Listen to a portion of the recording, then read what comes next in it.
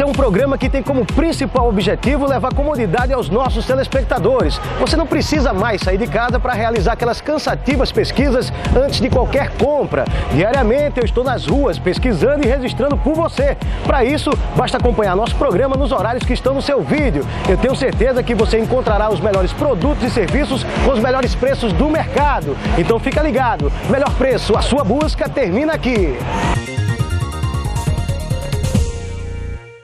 Condomínio horizontal com lotes e casas para comprar e alugar em área e acesso nobre. O clima do campo em sua vida. O Condomínio Imperial disponibiliza toda a estrutura de clube, com lagoa natural, salão de festas, sauna, piscina e um amplo espaço arborizado. Ruas completamente asfaltadas e planas, e a segurança é um dos itens primordiais do Condomínio Imperial. As parcelas para adquirir todo este paraíso, só vendo pra crer. O Condomínio Imperial fica ali, próximo à rotatória de Macaíba, a 5 quilômetros de Natal. Venha e apaixone-se. Ligue para os nossos corretores de plantão. 84 3271 1427.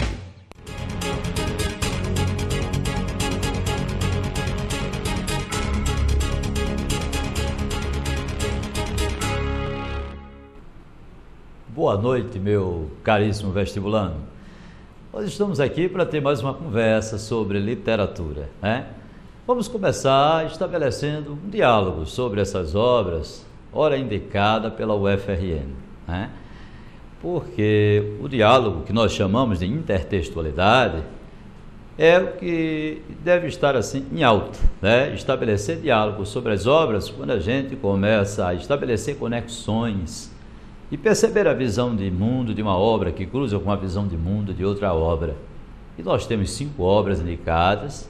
Para quem está nos vendo pela primeira vez e talvez ainda não saiba quais são as obras, nós vamos lembrar aqui a você que está nos ouvindo. Nós temos a indicação do Santo e a Porca, e é o 3º ano que essa obra está indicada, né, de Ariano Suassuna, que é uma comédia que estabelece um diálogo com o clássico, né? É uma comédia que pega o popular nordestino, mas que estabelece uma comédia com o clássico, uma relação com o clássico, estabelece um diálogo com o clássico, né? Ariano Suassuna vai beber na fonte do clássico. Ele vai falar sobre uma imitação nordestina de Plauto.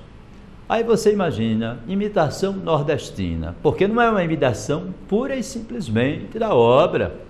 Apesar de imitar, de estabelecer o diálogo com a obra clássica, ele vai colocar elementos da localidade, elementos regionais, né? O que ele faz de diálogo com o clássico? Ele vai pegar o tema da avareza, que está lá na obra, né? Que é uma obra de um escritor do antigo Império Romano. Viveu mais ou menos ali 200, 250 anos antes de Cristo. E ali Plauto escreve uma obra, uma comédia, chamada Aulularia, que quer dizer panela em romano. E Aulularia é a história de um velho avarento chamado Euclião, que encontra uma panela cheia de ouro na lareira da sua casa, que foi deixada pelo avô. Se foi deixada pelo avô, pressupõe que tem herdeiros. E para não dividir isso com os herdeiros, porque ele é avarento, ele vai esconder esta panela cheia de ouro. Euclião tem uma filha chamada Fedra e pretende casar Fedra. E ali aparece um pretendente rico para casar com Fedra, que é o velho rico Megadoro. Mas Fedra tem um namorado clandestino. Esse namorado chama-se Licônides. E aí, um dia, esta panela de Euclião vai desaparecer. Ele pegou, escondeu no bosque de Silvano, né? Uma divindade protetora, mas essa panela vai ser roubada, vai desaparecer. E depois ela será encontrada por Licônides, que vai devolver a panela a Euclião.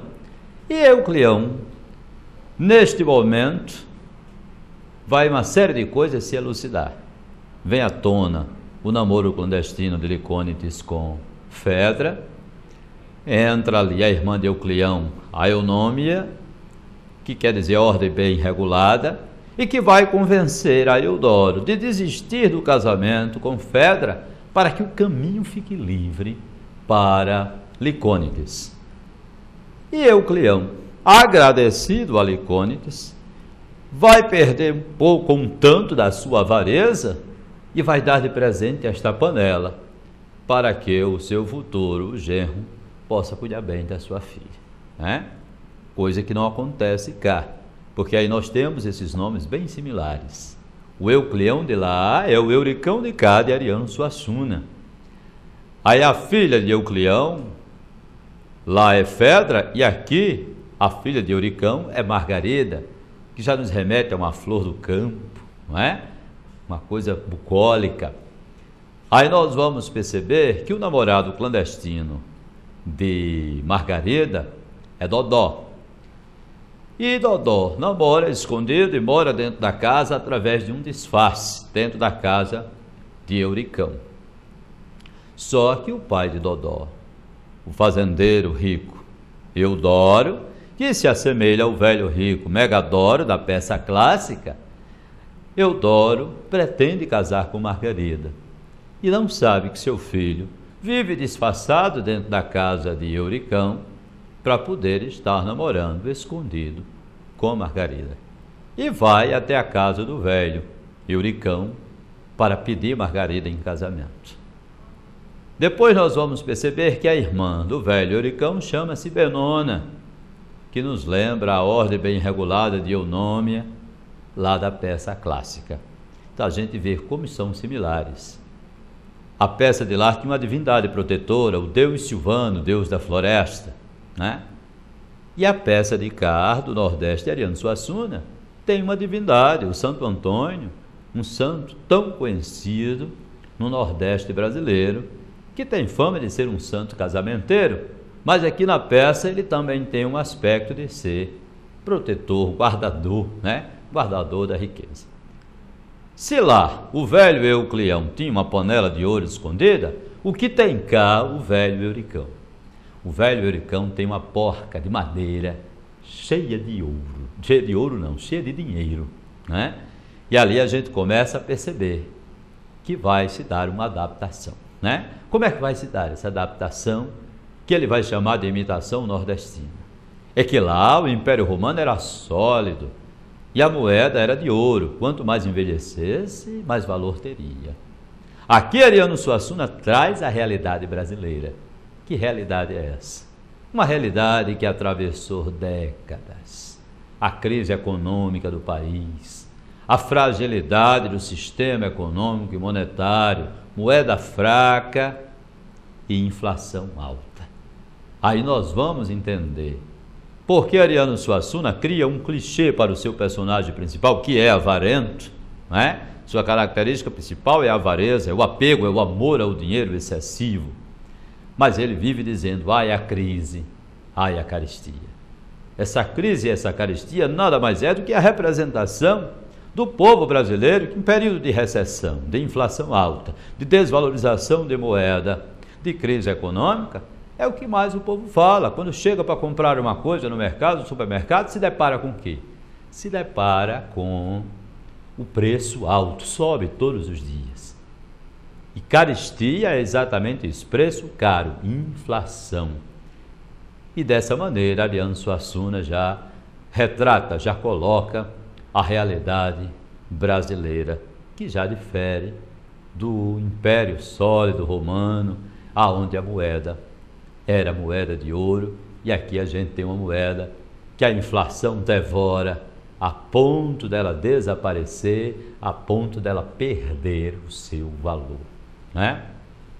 Aí nós vamos perceber que tem outros elementos, elementos que não são correspondentes aos elementos de lá, que é caroba.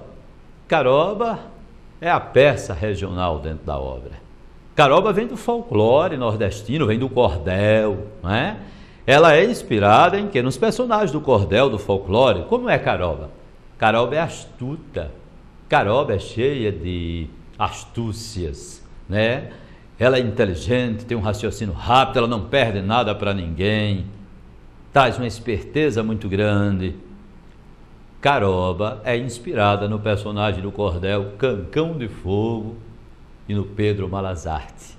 São personagens do folclore popular, tanto do cordel quanto do teatro de mamulengos, que o sertanejo chama muito bem de João Redondo em algumas regiões do Nordeste brasileiro. E Pedro Malazarte e Cancão de Fogo não perdem nada para ninguém, ganham todas. A parada de raciocínio, eles devoram todo mundo e manipula todo mundo. E Caroba é a grande manipuladora do texto. Ela vai conseguir criar um discurso ambíguo e manter essa ambiguidade. Ela consegue fazer que um personagem diga uma coisa e o outro entenda outra coisa. Caroba é o nome de uma árvore grande, grande como a astúcia da própria personagem, né? E ali nós vamos ter também a história do pinhão, o noivo de Caroba.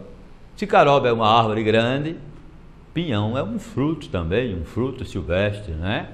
É um fruto que ainda não tinha sido descoberto o seu valor comestível ou medicinal. É aquilo que o sertanejo ou o homem interiorano chama de mato. Mato é aquela planta que nasceu e não se descobriu ainda a utilidade, não é ornamental, não é medicinal, não é comestível. Então é o mato. É assim que eles chamam. E assim era pinhão.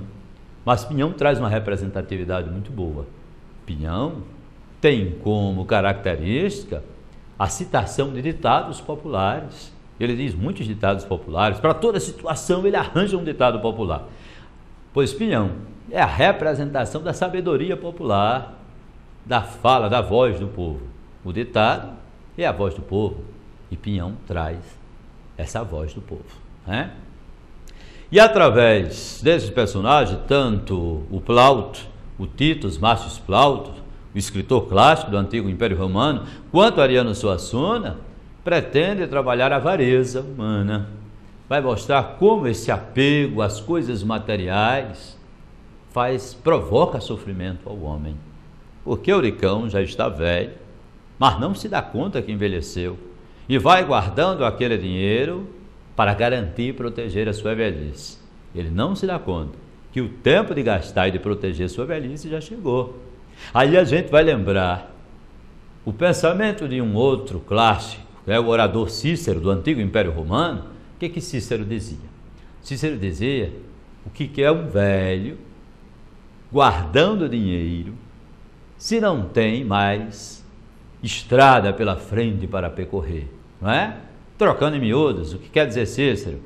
O que é um velho gastando dinheiro se não tem mais tempo para isso? Guardando dinheiro se não tem mais tempo para gastá-lo. E ali ele mostra o sofrimento do avarento.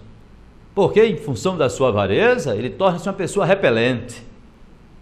Ele vai repelir todo mundo que se aproxima dele. Não tem agrado, não tem afago. Olha todo mundo como interesse de querer roubar o seu dinheiro. Com isso, consegue afastar todo mundo.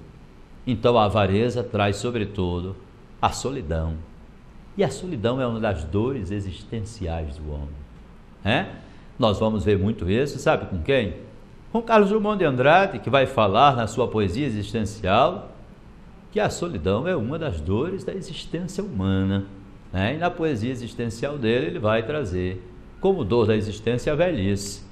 E Euricão é um homem velho e que vai estar submetido à solidão, não só pela velhice, mas pela sua avareza, que por causa dessa avareza ele torna-se uma pessoa repelente.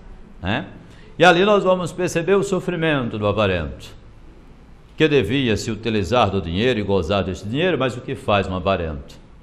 Faz o contrário, serve ao dinheiro e sofre por isso. Agora nós vamos perceber que essa avareza de Euricão, essa porca de Euricão e o santo vão funcionar como muletas. Na verdade, Euricão devia amar demais a sua mulher. E esta mulher foge um dia. E ali ele perde o valor de tudo, nada mais tinha valor nem ninguém. Só o dinheiro vai ter valor. Não vai mais querer gastar dinheiro com ninguém. Desencadeia a avareza e a devoção pelo Santo Antônio.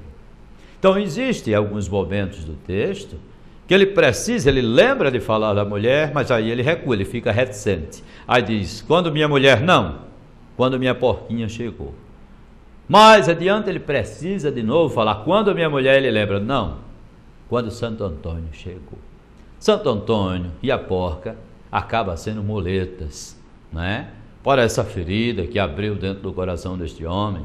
É tanto que quando ela morre, ele manda pegá-la para enterrar em casa, depois vai enterrar no cemitério.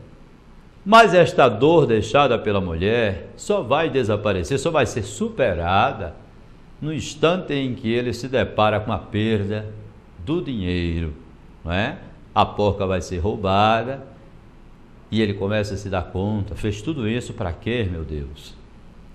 Depois que essa porca é encontrada, ele descobre que o dinheiro está ultrapassado.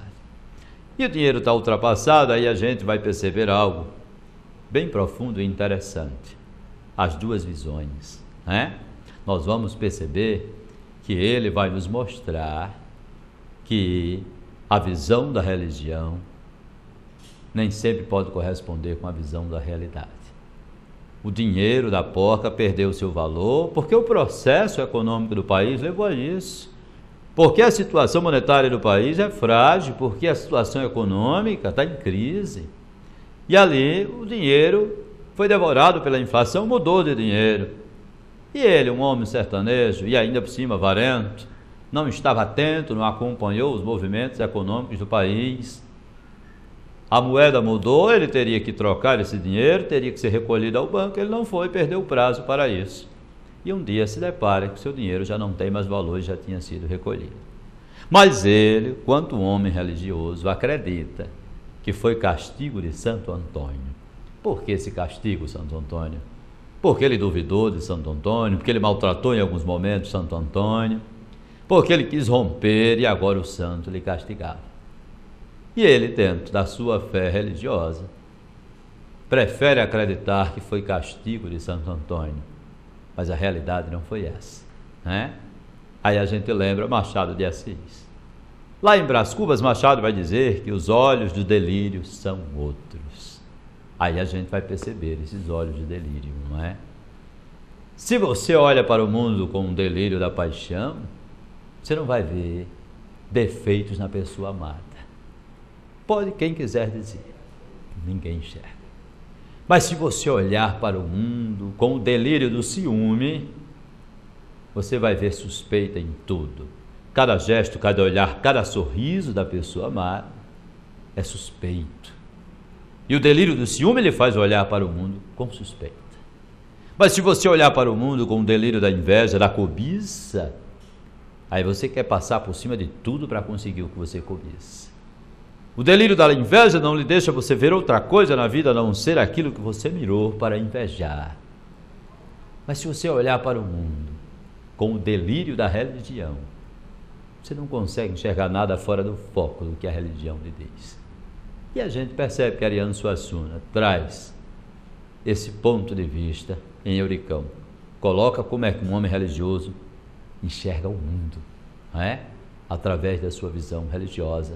E ele quer acreditar nisso e faz disso a sua realidade. Que não quer dizer que a realidade de Euricão seja a realidade da vida. Mas nós vamos perceber que Euricão termina a história perguntando, já que viu que perdeu todo o dinheiro, aí ele pergunta, não é? Que sentido tem tudo isso, Santo Antônio? Ele entra no momento de transição. Se deu conta que armazenar, que guardar dinheiro, não era a coisa mais importante da vida. De repente ele perdeu tudo e aí? A vida tinha que continuar. Então ele acha que se desprendeu da escravidão, da materialidade. Mas olha para os outros e vai dizer que todos estão cegos.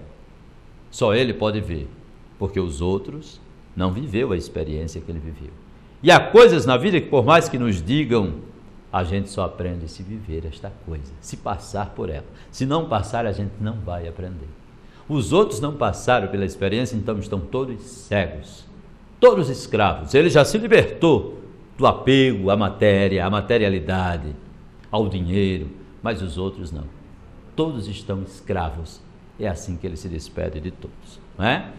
Aí nós vamos lembrar que nós temos uma obra chamada Antologia de Contos Brasileiros Contemporâneos. E essa antologia é uma seleção de textos literários, né? Se bem que hoje o substantivo antológico está mais amplo, né? Não é só a seleção de textos, pode ser a seleção de coisas boas, a antologia. Pois bem, e na Antologia de Contos Brasileiros, algumas edições têm 14 contos, outras edições têm 13 contos, né? Mas eu aconselho que você tanto leia os 14, a edição de 14, quanto leia a edição de 13. A Compev não listou lá quais são os contos. De repente, o conto que tem a mais na edição de 14 pode estar na prova, né, que é o conto A Máquina Extraviada. Está numa edição e não está na reedição mais recente da obra. Mas ali a gente vai perceber o seguinte: há um círculo de contos chamado Circuito Fechado. Circuito Fechado nos dá essa ideia. E o primeiro conto, que é o Circuito Fechado 1, é um conto muito inusitado. Você imagine um conto sem uma frase. Como é que se pode escrever um conto se não tem nenhuma frase construída? E não é só frase, não há nenhum verbo, não há nenhuma oração, não há conectivos, né? E pode. Ricardo Ramos, filho de Graciliano Ramos, né? Graciliano Ramos é conhecido pela objetividade da linguagem, uma linguagem muito objetiva, enxuta, dispensa adjetivos, é muito direto, né? Porque ele dizia que palavra foi feita para dizer, não para enfeitar.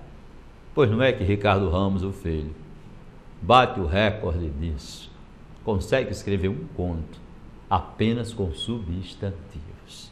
Substantivo é o que, gente? Substantivos são coisas.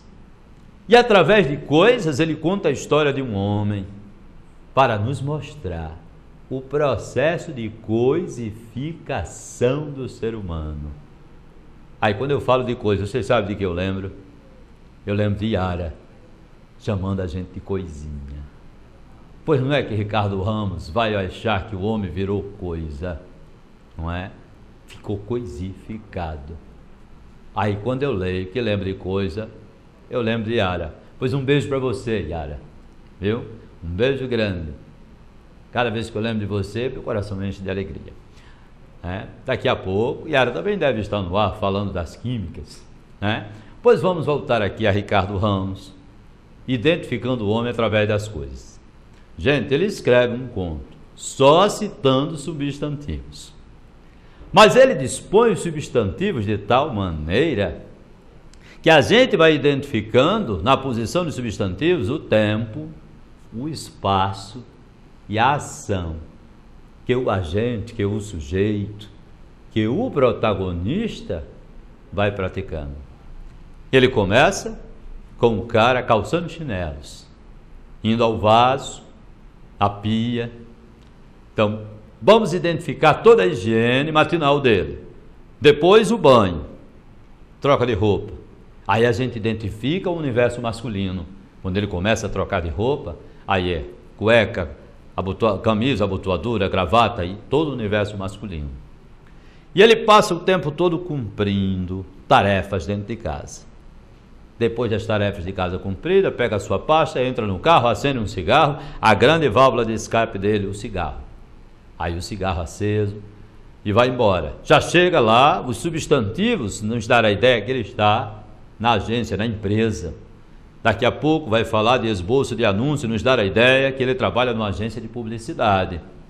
E ali vai seguindo, vai planejando, vai projetando. Chega a hora que ele pega um táxi e vai para um lugar que tem mesas, cadeiras, copos, pratos, talheres. Aí nos dá a ideia que ele está no restaurante. Depois que ele sai do restaurante, volta à empresa pelos objetos que são dispostos. Finalmente ele volta ao carro, volta para casa. O dia está findado, ele cumpre o ritual dentro de casa e se deita. O que a gente percebe? Um homem coisificado, identificado pelas coisas, e além dessa identificação das coisas, a gente vai perceber que este cidadão não fez mais nada. A única coisa que ele fez foi cumprir um ritual, o rush, o cotidiano. Não teve tempo para afeto, não teve tempo para manifestação de apreço, para ouvir alguém, para ser ouvido. Ele não teve tempo de nada, só cumprir os ritos. Aí o circuito fechado 2. Um dia este homem, como é que ele vai estar depois de ter só feito isso na vida? Só trabalhou, só cumpriu ritos.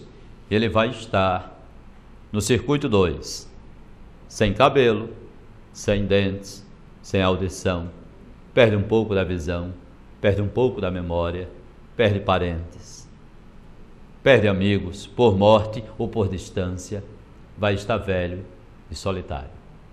Se é o circuito fechado 2, que ele vai mostrar que depois de tudo isso, de 30 anos de trabalho, correndo desesperadamente atrás de dinheiro, ele vai estar velho. Olha que triste constatação Ricardo Ramos nos traz. Vai ter um momento da vida em que a gente vai ter tempo, mas não tem dinheiro. Aí se atira desesperadamente a estudar para arranjar um emprego, para arranjar uma formatura, um título, uma profissão, para correr atrás de dinheiro. Aí a gente vai ter dinheiro, mas não tem tempo. Porque só vai ter tempo para correr atrás do dinheiro. Depois de 30 anos de exercício da profissão e de dinheiro, você tem dinheiro e tempo, porque está aposentado, mas não tem mais o vigor para gozar deste dinheiro. Porque aos 60 e 65 anos você não tem mais o primor da juventude. E nem você acompanha e nem vai gostar das mesmas coisas que poderia ter gozado aquele tempo atrás. Aí a gente vê a triste constatação da realidade dentro desse universo capitalista. E lá no conto, ainda é tarde, sempre é tarde, nunca é tarde, a gente vê o universo feminino dentro do mesmo ruche. Então a gente compreende que esses contos traz essa situação do cotidiano que a gente não se percebe tanto, que quando for perceber o tempo já passou, a aposentadoria já chegou e a gente tem algumas lacunas para perceber. Aí eu lembro de novo de Machado de Assis. A gente só leva, o que a gente leva de bom da vida? Aquilo de bom que a gente tem para lembrar. Como Dom Casmurro não tinha nada para lembrar, aquilo era uma lacuna que lhe valia tudo. Então, temos que fazer por onde na juventude ter vivido coisas boas, para na velhice termos pelo menos algo de bom para lembrar. Pois nós vamos ficando aqui com essa nossa conversa de hoje, sobre esses contos e sobre o Santo e a Porca. Espero lhe encontrar numa próxima oportunidade. Uma boa noite, um beijo no coração.